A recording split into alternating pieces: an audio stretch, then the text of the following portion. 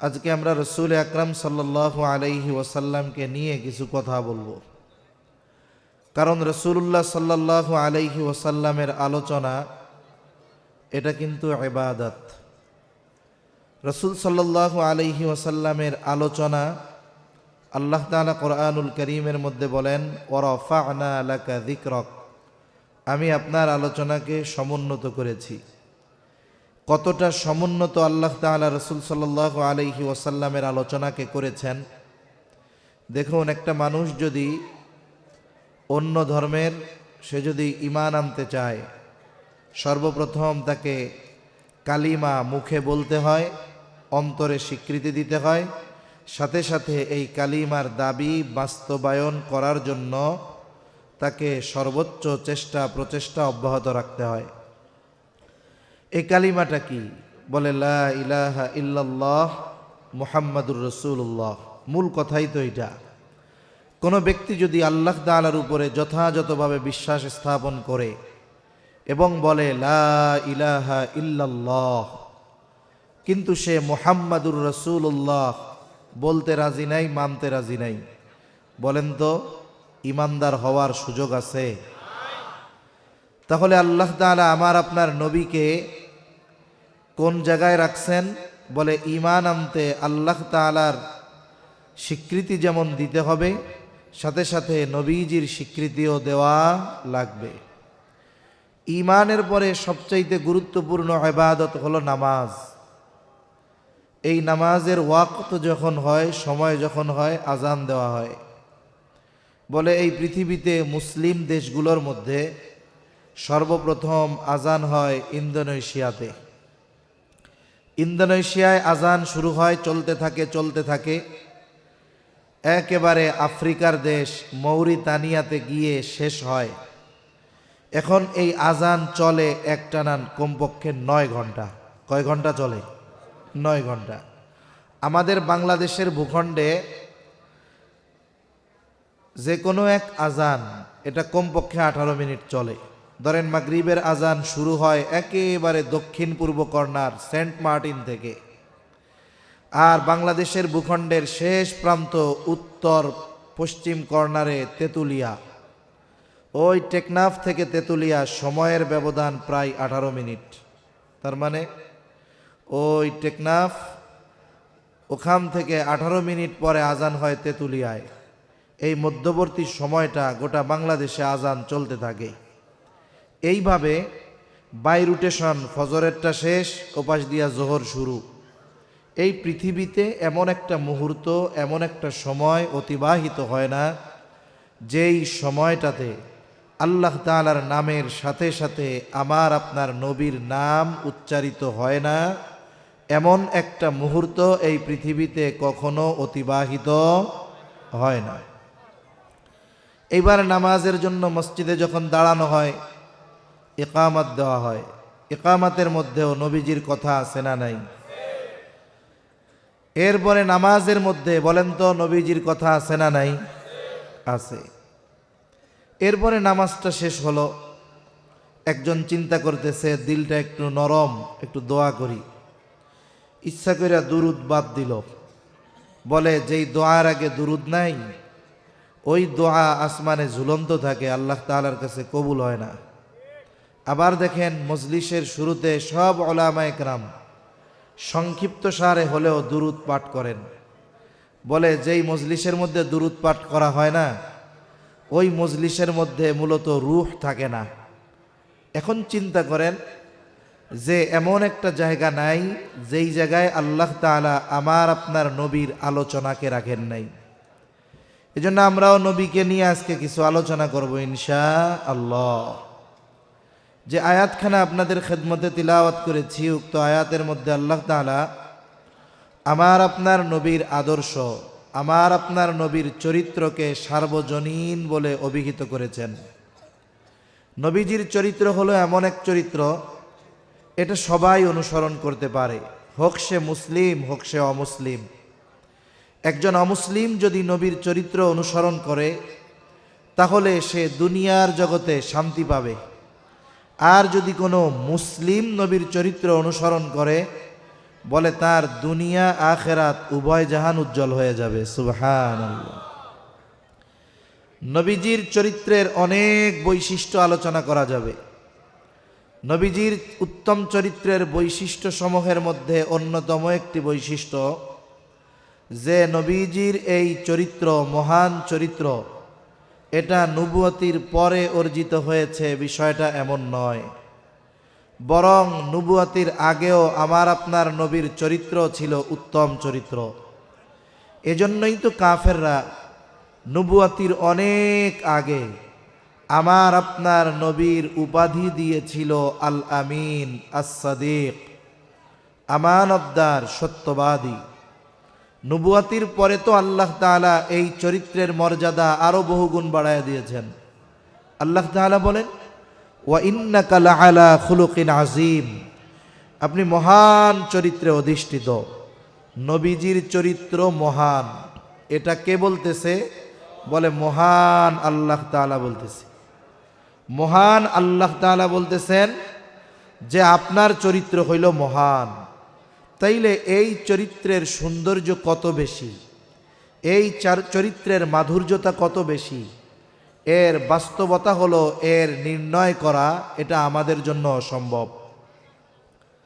তাহলে বলতেছিলাম নবীর চরিত্রের অন্যতম বৈশিষ্ট্য হলো নবীজির চরিত্র যে নবুয়তির পরেই উত্তম ছিল তা নয়, নবুয়তির আগেও নবীর চরিত্র উত্তম ছিল। আল্লাহ সুবহানাহু ওয়া তাআলা শরীয়তে ইসলামে যত কিছু নিষিদ্ধ করেছেন অথবা নবীর দ্বারা নিষিদ্ধ করিয়েছেন, শরীয়তের কিছু বিষয় আছে কোরআনুল কারীমে আল্লাহ তাআলা ওহী নাজিল করে হারাম করেছেন, আবার কিছু বিষয় আছে হারাম, কোরআনে পাওয়া যাবে না। বলে এগুলো নিষিদ্ধ করেছেন কে, হারাম করেছেন কে? বলে মুহাম্মাদুর রাসূলুল্লাহ সাল্লাল্লাহু আলাইহি ওয়াসাল্লাম। কেন? বলে আমার আপনার নবী হলেন শরীয়ত প্রণেতা। একটা হলো বলে না আইন প্রণেতা আর আইনজীবী, দুইটার মধ্যে তফাৎ আছে। আইন প্রণেতার প্রণীত আইন দ্বারা আইনজীবী তার কাজ চালায়, আর শরীয়ত প্রণেতা হলেন আমার আপনার নবী। এজন্য নবীর মাধ্যমে অনেক জিনিস শরীয়তে হালাল হারাম করা হয়েছে। তা আমার আপনার নবীর দ্বারা আল্লাহ তাআলা নবুয়তির পূর্বে এমন কোনো কাজ, এমন কোনো বিষয় সংগঠিত হতে দেন নাই যেই বিষয়গুলো নবুয়তির পরে শরীয়তে ইসলামে নিষিদ্ধ করা হয়েছে। এমন কোনো কাজ আমার আপনার দ্বারা, আমার আপনার নবীর দ্বারা নবুয়তির আগে কখনো সংগঠিত হয় নাই। সম্মানিত উপস্থিতি, যেমন শরীয়তে একটা জিনিস হারাম, সেটার নাম হলো মদ। অনেক হারামের মধ্যে একটা হারাম কি? মদ। বলে শরীয়তে কিছু জিনিস নবুয়তির পর হারাম হয়েছে, আর কিছু জিনিস নবুয়তের বহু পর হারাম হয়েছে। নবুয়তির বহু পরে যেই জিনিসগুলো হারাম হয়েছে এর মধ্যে একটা হলো মদ। মদ আল্লাহ তাআলা 4 ধাপে হারাম করেছেন। প্রথমবারই বলেন নাই যে এটা হারাম, বরং মদকে আল্লাহ তাআলা 4 ধাপে হারাম করেছেন। এই জন্য নবুয়তির পরেও সাহাবায়ে কেরাম মদ পান করতেন। কেন? বলে ওই সময় ইসলামে মদ হারাম হয় নাই। কিন্তু এ কথা কেউ বলতে পারবে না যে নবুয়তির পরে যখন মদ হারাম হয় নাই তখন আমার আপনার নবী মদ পান করছে, এ কথা কেউ বলতে পারবে না। উপরন্তু এ কথাও কারো বলার সুযোগ নাই নবুয়তির পরে তো বহুদূর, যে নবুয়তির আগেও আমার আপনার নবী গোটা 40 বছর হায়াতে কখনো মদ পান করেছেন, এই কথা কেউ বলতে পারবে না। আমার আপনার নবীকে আল্লাহ তাআলা হেফাজত করেছেন ওই সমস্ত বিষয় থেকে যেগুলো নবুয়তির পরে হারাম করা হয়েছে, হোক সেটা পর হোক সেটা বহু পর। কেন হারাম করেছেন? কেন আল্লাহ তাআলা হেফাজত করেছেন? হেফাজত করার অন্যতম একটি কারণ হলো যে নবুয়তির পরে যদি এমন কোনো বিষয় হারাম করা হতো যেই বিষয়টার সাথে নবুয়তির আগে আমার আপনার নবীর সম্পৃক্ততা ছিল, তাহলে কাফেররা বলতো, মুহাম্মদ তুমি না কয়দিন আগে এই কাজটা করছো, এখন এটারে হারাম কইতেছো কেন? এজন্য শরীয়তে ইসলামে হারাম কোনো বিষয় নবুয়তির আগেও আমার আপনার নবীর দ্বারা আল্লাহ তাআলা সংগঠিত হতে দেন নাই। একটা ঘটনা বলি। রসুল আকরাম সাল্লাল্লাহু আলাইহি ওয়াসাল্লাম তখন বালক। মক্কার মধ্যে বড় একটা বিবাহের অনুষ্ঠান, সবার দাওয়াত। এই বিবাহ অনুষ্ঠানের মূল আকর্ষণ হলো যে রাতের বেলা খাবার দাবারের পরে সারা রাত ব্যাপী নাচ গানের অনুষ্ঠান চলবে। জাহেলিয়াতের সময় বিবাহকে কেন্দ্র করে নাচ গান চলতো। আর এখন আমরা বলি সভ্য সমাজ, এই সমাজেও অনেক মুসলমানের ঘরে বিবাহকে কেন্দ্র করে ডেক সেট, গান বাজনা বাজে কি বাজে না? আল্লাহ হেফাজত করুক, বলি আমিন। নবীজি তখন বালক, 10, 11, 12 বছর বয়স হবে। নবীজিও সবার সাথে ওই বিবাহ অনুষ্ঠানে গিয়েছেন। খাবার দাবারের পরে সবাই অপেক্ষা করতেছে যে কখন সেই আকাঙ্ক্ষিত অনুষ্ঠান শুরু হবে। ইতিমধ্যে একজন ঘোষণাকারী ঘোষণা দিল যে তোমরা ওই জায়গায় সবাই একত্রিত হও, ওইখানে এখনই নাচ গানের অনুষ্ঠান শুরু হবে। এইবার দলে দলে দৌড় শুরু করছে। আগে গিয়ে আগে বসতে পারলেই তো ভালো মতো দেখা যাবে, শোনা যাবে। নবীজির সাথে যারা ছিলেন তারাও ডাকতেছে, মোহাম্মদ তাড়াতাড়ি চলো। নবীজি বলতেছে, ওরা তো আমাকে ডাকে, কিন্তু আমার দু চোখ জুড়ে ঘুম চলে আসছে, আমার গোটা দেহ কেমন যেন অবশ হয়ে আসতেছে। আমার এই অবস্থা পরিলক্ষণ করে ওরা আমাকে এখানে রেখেই ওরা চলে গেল। ওরা চলে গেছে, আমি ওই বাড়ির এক পাশে গিয়ে শুয়ে পড়লাম। কারণ মানুষের যখন প্রচণ্ড ঘুম আসে তখন বিছানা লাগে না, যে কোনো জায়গায় ঘুম দেওয়া যায়। এমনি একটা কথা বলে না, কয় খিদা মানে না পান্তা ভাত, ঘুম মানে না ভাঙ্গা খাট। এখন নবীজি বাড়ির এক পাশে শুয়ে পড়ছে। রাসূলুল্লাহ সাল্লাল্লাহু আলাইহি ওয়াসাল্লাম বলেন, ওরা আমাকে রেখে চলে গেল, আমি বাড়ির এক পাশে ঘুমায় গেলাম। সারা রাত পার হয়ে গেছে, সূর্য উঠে গেছে, আমার ঘুম ভাঙে না। সূর্যের আলো যখন আমার চোখের উপরে পড়েছে আমার তখন ঘুম ভাঙলো।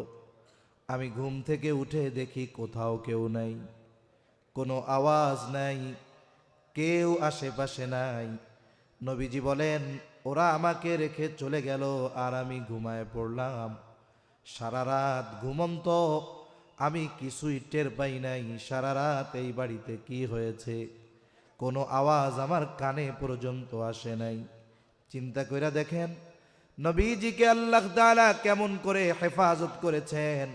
উদাহরণ আরো দেওয়া যাবে, তবে লম্বা হয়ে যাবে কথা। মূল কথা যেটা আমি বোঝানোর জন্য এত কথা বললাম, যে ইসলামে যত নিষিদ্ধ বিষয় আছে এমন কোন বিষয় নবুয়তির আগে আমার আপনার নবীর দ্বারা কখনো সংগঠিত হয় নাই। এই জন্য কাফেররা কখনো আমার আপনার নবীকে বলতে পারে নাই, মুহাম্মদ তুমি এখন এইটাকে হারাম বলতেছ, কিন্তু তুমিও তো আগে এক সময় এটা করেছো। এইরকম কোনো কথা কাফেররা বলার সুযোগ পায় নাই। বরং নবুয়তির পর কাফেররা আমার আপনার নবীকে বারবার হত্যার অপচেষ্টা করেছে, নবীজিকে হত্যার অপচেষ্টা করেছে। নবীজি নামাজে সেজদায় উটের নাড়ি ভুড়ি এনে নবীজির উপরে চাপিয়ে দেওয়া হয়েছে, নবীজির গলার সাথে কাপড় শক্ত করে পেঁচায় ধরা হয়েছে, শ্বাস হয়ে মারা যায়। আবার সব গোত্র থেকে একজন প্রতিনিধি নিযুক্ত করা হয়েছে যেন সম্মিলিতভাবে তারা নবীকে হত্যা করতে পারে। কাফেররা বারবার আমার আপনার নবীকে হত্যার অপচেষ্টা করেছে ঠিক, কিন্তু কখনো নবীর চরিত্রের ব্যাপারে অপবাদ দেওয়ার দুঃসাহস তারা করতে পারে না। কাফেররা মানুষদেরকে আমার আপনার নবীর থেকে ঠেকায় রাখার জন্য নবীর ব্যাপারে সাধারণত 4টা শব্দ ব্যবহার করত। রাসূলুল্লাহ সাল্লাল্লাহু আলাইহি ওয়াসাল্লাম যখন 3 বছর গোপনে দাওয়াত দিলেন নবুয়তির পরে, 3 বছর পর আল্লাহ তাআলার নির্দেশ, ওয়া আনযির আশীরাতাকাল আকরাবিন। এখন আর গোপনে দাওয়াত দেওয়া যাবে না। আপনি আপনার পাড়া প্রতিবেশী, আত্মীয় স্বজন, বন্ধু বান্ধব যারা আছে সবাইকে দাওয়াত দেন। নবীজি সাফা পাহাড়ের উপরে দাঁড়ায় গেলেন। আর এক বর্ণনায় আসছে আবু কুবাইস পাহাড়ের উপরে দাঁড়ায় গেলেন।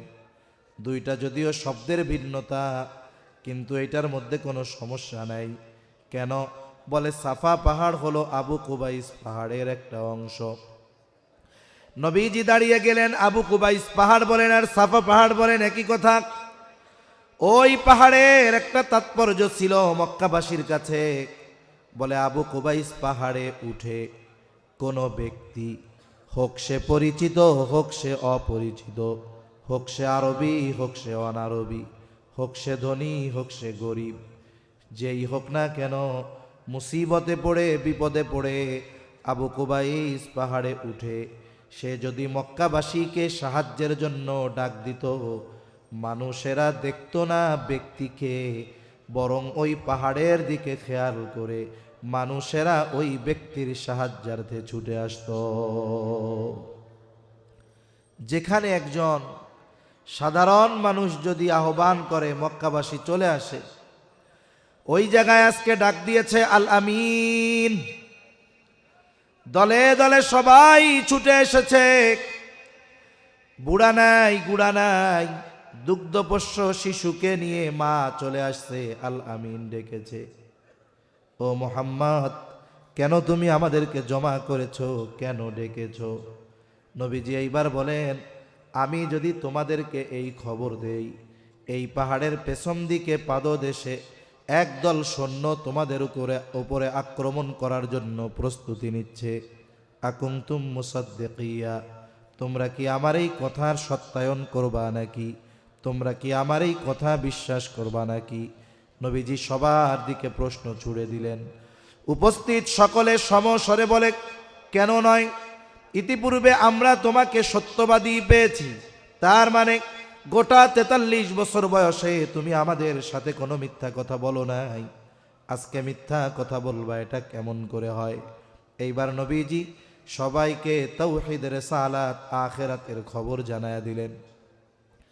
কাফেররা এখন চিন্তিত, আহারে নতুন এক ধর্ম নিয়ে আবির্ভাব হইছে মুহাম্মাদের। এখন তো সমস্যা, এই ধর্মের প্রচার প্রসার ঠেকাতে হবে। কেমনে ঠেকানো যায়? ওই জাহেলিয়াতের সময়, ওই সময়ও প্রতি বছর হজ সংগঠিত হতো। পৃথিবীর বিভিন্ন প্রান্ত থেকে মানুষ বাইতুল্লাহ জিয়ারতের জন্য আসতো। কাফেররা চিন্তা করলো, পৃথিবীর বিভিন্ন প্রান্ত থেকে মানুষ যদি আসে আর মুহাম্মদ যদি তাদেরকে নতুন ধর্মের দাওয়াত দিয়া তার দলে ভিড়ায়া নেয়, এটা তো ভালো কাজ হবে না। তাইলে কি করা যায়? বলে যত মানুষ বাইতুল্লাহ জিয়ারতে আসবে, হজে আসবে, সবাইকে সতর্ক করতে হবে, কেউ যেন মুহাম্মাদের কাছে না যায়, কেউ যেন মুহাম্মাদের কথা না শুনে। কি করা যায়? এরা পরামর্শ করছে যে মক্কা প্রবেশের যতগুলো রাস্তা আছে, প্রত্যেক রাস্তার মুখে তারা প্রতিনিধি দাঁড় করায় দিবে। মনে করেন উত্তর দিকের রাস্তার মাথায় একদল দাঁড় করায় দিবে। ওই পথে যারা আসবে তাদেরকে তারা সতর্ক করবে যে শোনো, মক্কায় একজন লোক আছে, তার নাম হলো মুহাম্মদ, খবরদার, লোকটা কিন্তু পাগল, তোমরা তার দ্বারের কাছেও যাবা না। পূর্ব দিকে রাস্তায় প্রবেশের মাথায় একদল দাঁড় করায় দিয়েছে। ওই মানুষগুলো যারাই ওই পথে আসে তাদেরকে সতর্ক করে দিয়ে বলে, শোনো, মক্কায় একজন লোক আছে, তার নাম হলো মুহাম্মদ, সে কিন্তু একজন গণক, খবরদার তার কাছে তোমরা যাবা না। দক্ষিণ দিকে একেবারে প্রবেশের মুখে, রাস্তার মুখে একদল দাঁড় করায় দিয়েছে। ওই পথে যারাই আসে তারা ঘোষণা করে তাদেরকে জানায় দেয়, শোনো, মক্কা একজন লোক আছে, নাম হলো মুহাম্মদ, খবরদার, সে কিন্তু একজন কবি, তার দ্বারের কাছেও তোমরা যাবা না, তার কোনো কথা তোমরা মানবা না। পশ্চিম দিকে প্রবেশের রাস্তার একবারে মুখে একদল লোক দাঁড় করায় দিয়েছে। যারাই ওই পথে আসে সকলকে সতর্ক করে তারা বলে, শোনো, মক্কায় একজন লোক আছে মুহাম্মদ, সে কিন্তু জাদুকর, খবরদার তোমরা কেউ তার ধারের কাছেও যাবা না। নবীজির ব্যাপারে কাফেররা এই 4টি শব্দ ব্যবহার করত। কি বলতো? বলে জাদুকর, কবি, গণক, পাগল। তবে এই 4টি শব্দ কোনো মানুষের চারিত্রিক ত্রুটির কারণ হতে পারে না। এখানে আল্লাহ তাআলার সিস্টেমটা কত সুন্দর। নবীজি গোপনে 3 বছর দাওয়াত দিছেন, মক্কাবাসীও সবাই জানতো না। এরপরে আল্লাহর আদেশে মক্কাবাসী জানলো আমার আপনার নবীর নবুয়তির কথা, কিন্তু শুধু মক্কাবাসী জানে, কিন্তু গোটা দুনিয়ার মানুষ কি জানতো? আরে মুহাম্মদকে তারাই তো চিনতো না। আল্লাহ তাআলা বলেন, আমার মিডিয়া, আমার মাধ্যম, আমার সিস্টেম কত সুন্দর, দেখ তোরা আমার হাবিব থেকে মানুষদেরকে দূরে সরাবি, তোদের মাধ্যমেই আমি আমার নবীর পরিচিতি সকলের কাছে পৌঁছায়া দিব। সুবহানাল্লাহ।